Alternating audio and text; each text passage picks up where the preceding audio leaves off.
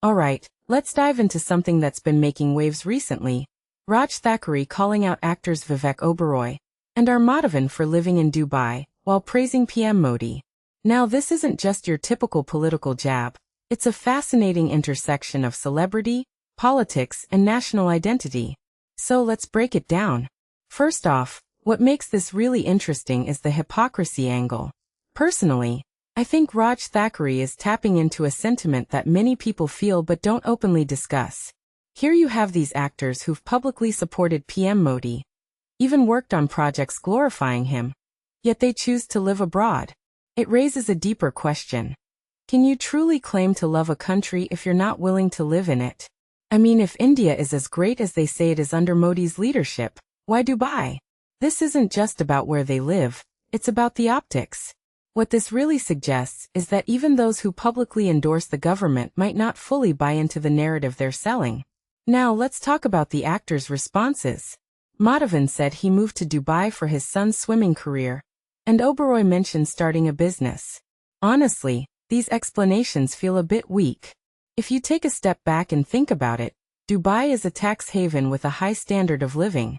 It's not just about swimming or business, it's about convenience and lifestyle. What many people don't realize is that this kind of relocation isn't unique to these actors. Thousands of Indians, including industrialists, have moved abroad for similar reasons. So while Thackeray is targeting these two, he's actually pointing to a much larger trend of India's elite seeking opportunities outside the country. This raises a deeper question. Is India failing to retain its own talent and wealth? Another layer to this is Thackeray's criticism of the language used against PM Modi during protests. He agrees with Modi's stance that the protesters are misguided children. But he also calls out BJP trolls for their abusive behavior. Personally, I think this is a smart move. By acknowledging both sides, Thackeray positions himself as a voice of reason. But here's the thing. He's also subtly criticizing Modi's own party for fostering a culture of trolling. It's a clever way to hold everyone accountable while appearing balanced.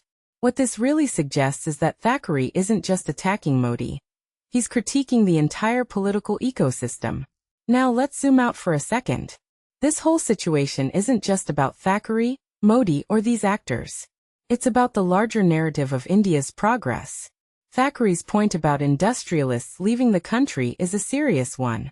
If India is truly on the rise, why are so many of its wealthiest citizens moving abroad? This isn't just a political attack, it's a call for introspection. In my opinion, this conversation needs to go beyond the headlines. We need to ask ourselves, what does it mean for a country when its own elites don't want to live there? Finally, let's talk about the NET paper leak protests. Thackeray says it's not just about the leak, it's about years of accumulated grievances. Personally, I think this is the most important takeaway. The protests aren't isolated incidents, they're symptoms of deeper issues. What this really suggests is that there's a growing disconnect between the government's narrative and the reality on the ground. If you take a step back and think about it, this isn't just about education or politics, it's about trust. And when that trust is broken, even small issues can spark massive reactions. So here's my closing thought. This whole situation is a mirror to India's complexities. It's about hypocrisy, progress, and the gap between rhetoric and reality. Personally, I think Thackeray's comments are more than just political jabs. They're a reflection of the questions many Indians are asking. And that, in my opinion, is what makes this story so compelling.